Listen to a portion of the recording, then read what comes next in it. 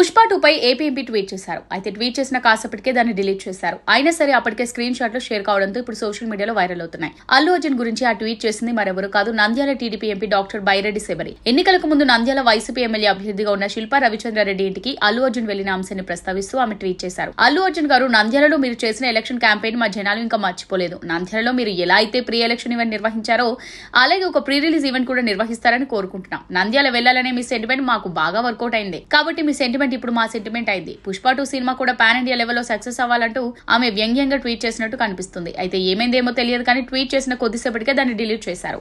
మరోవైపు Allu versus mega అంటూ కొద్ది రోజులుగా వివాదం జరుగుతుంది. ఈ నేపథ్యంలో సోషల్ మీడియాలో యాక్టివ్ గా ఉండే మెగా బ్రదర్ నాగబాబు తాజాగా మరోసారి ట్వీట్ వార్ మొదలు పెట్టారు. ప్రస్తుతం ఆయన చేసిన ఓ ట్వీట్ వైరల్ గా మారింది. నువ్వు తప్పుడు దారిలో వెళ్తున్నావని నువ్వే గుర్తిస్తే వెంటనే నీ దారి మార్చుకో. నువ్వు ఆలస్యం చేసే కొద్దీ నువ్వు నిజంగా ఎక్కడి వాడివో అక్కడికి వెళ్లడం మరింత కష్టంగా మారుతుంది అంటూ స్వామి వివేకానంద కొటేషన్ పెట్టారు. పుష్ప 2 మరో 2 రోజుల్లో రిలీజ్ కాబోతుంది. పరోక్షంగా అల్లు అర్జున్ టార్గెట్ చేస్తూ ఆ ట్వీట్ చేశారంటున్నారు సినీ వర్గాలు. ప్రస్తుతం ఇది వైరల్ గా మారింది. మరి దీనిపై అల్లు అర్జున్ ఏం రియాక్ట్ అవుతారో చూడాలి. ఇక పుష్ప 2 మూవీ డిసెంబర్ 5న ప్రపంచవ్యాప్తంగా రిలీజ్ కాబోతుంది. ఎన్నో అడ్డంకులు దాటుకుని విడుదల కాబోతున్న ఈ మూవీ ఎలాంటి రికార్డులను సొంతం చేసుకుంటుందో చూడాలి.